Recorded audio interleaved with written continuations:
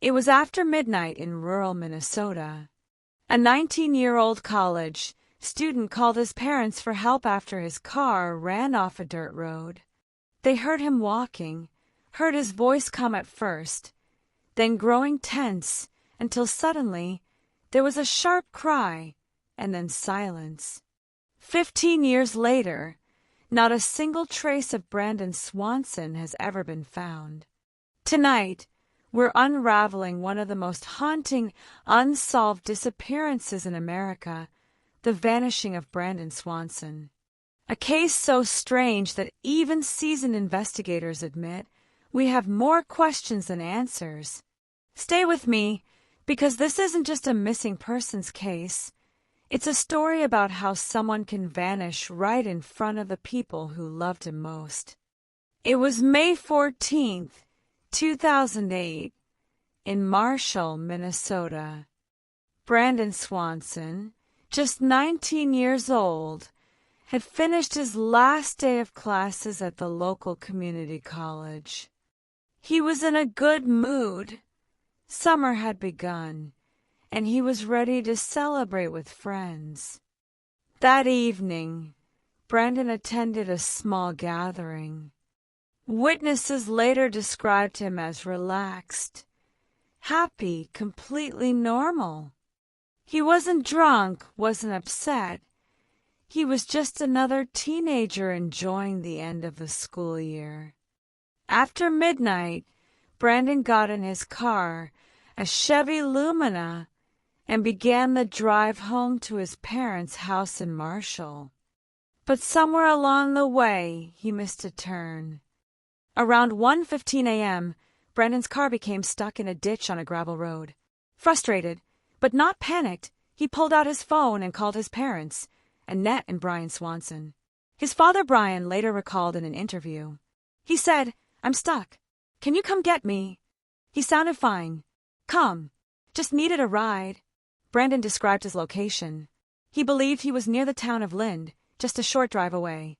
His parents set out immediately, but when they arrived where he said he was, there was no car, no Brandon, nothing.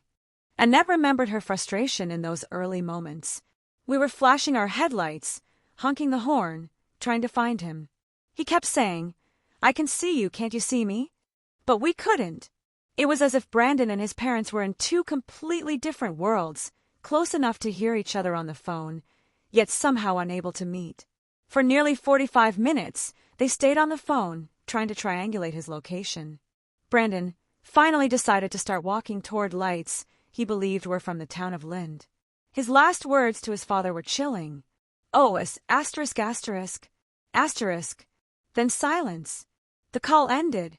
Brandon Swanson was never heard from again. By morning, panic had set in.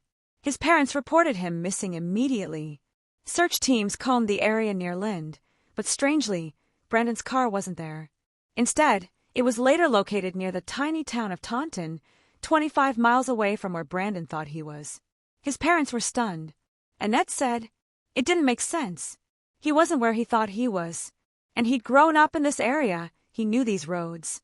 The farmland was searched extensively. Fields, rivers, abandoned buildings. Cadaver dogs picked up a faint scent trail leading to the Yellow Medicine River. Some believe Brandon may have tried to cross it and drowned. But no body was ever recovered. This is where the case grows darker. Theory 1, he drowned. Investigators lean toward the idea that Brandon fell into the river that night. But his father disputes it. If he drowned, where's his body? Where's his clothes, his phone, his keys?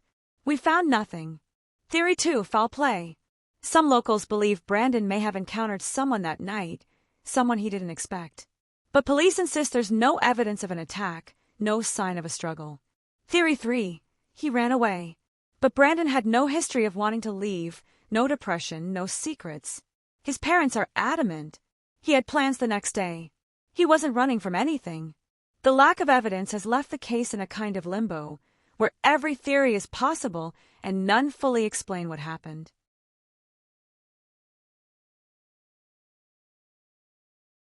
Act 6, The Parents' Nightmare. For Annette and Brian, the hardest part has been the silence. In interviews, Annette has described the trauma of hearing her son's last words over the phone. "I replay it every night. He was right there, and then he was gone." Brian echoed the same pain. "We were so close. If I'd just known which way to turn. I can't let go of that." Their voices, raw with grief, have fueled public interest in the case. The Swansons became advocates for changing how missing persons cases are handled in Minnesota, leading to Brandon's Law, which requires immediate police response when adults go missing. 15 years later, the search continues. Every spring, when the fields are dry, volunteers walk the farmland. Every year, new cadaver dogs are brought in. And every year, the trail still vanishes. An investigator admitted in 2018. "We've scoured every inch. It's like he just disappeared into thin air." The haunting part of Brandon's story is how ordinary it began, just a teenager calling his parents for help, and how extraordinary the mystery became.